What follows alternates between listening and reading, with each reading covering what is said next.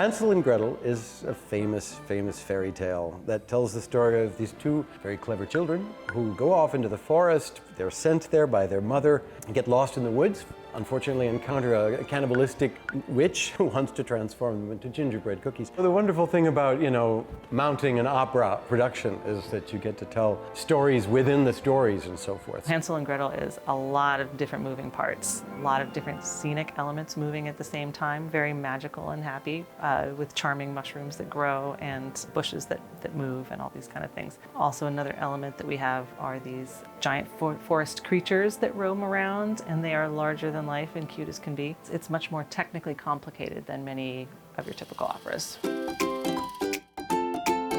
We have lots of species in this production. We have almost humans. They're actually fairy tale characters. We have creatures that only exist in Doug Fitch's mind.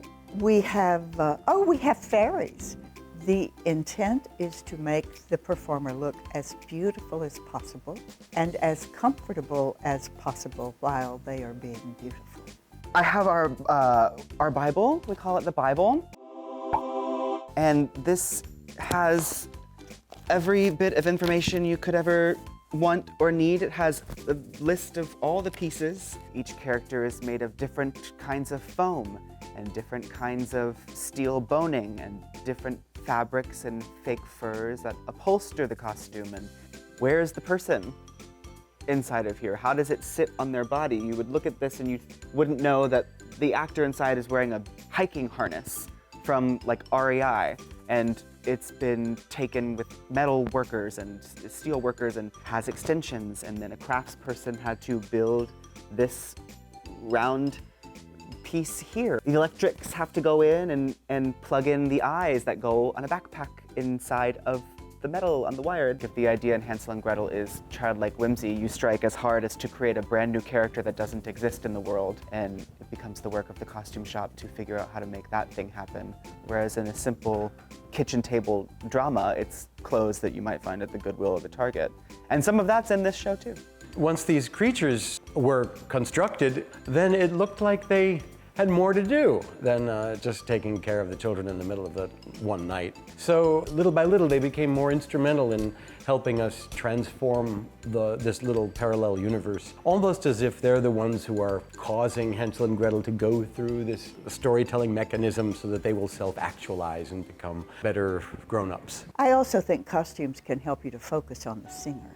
And sometimes it's hard to do that because often sets in opera, the scenery, is enormous. It's monumental. So you have this little bitty singer in this real big set. So I think sometimes the costumes can help you to direct your vision to that singer. I truly believe that it should reinforce whatever the narrative is of the opera.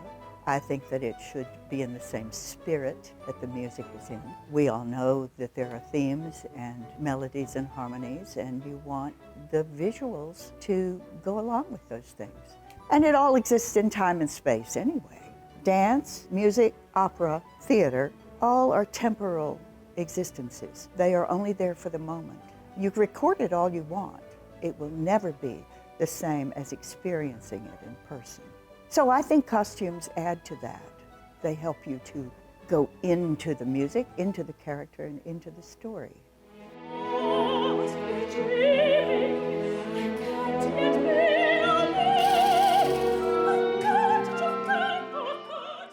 Okay, so you think makeup and you think wigs. You think, okay, we put a wig on somebody and we put makeup on somebody. But what we do before we start that is we have to know who they are. We're the last people pretty much to deal with the performers because we finish the product. If you were doing a 17th century opera, which would be like in the period of Marie Antoinette, if they don't have their wig and their stylized makeup on, they're just wearing a dress that's got big hips in it. The wigs and the makeup help tell the story. And when you have a performer who will embrace becoming that character and leave themselves at the door, and you can really transition them, I think that's fantastic and amazing to watch. And we get to do that quite a bit in opera. I think that's fun to watch that happen and see them embrace it.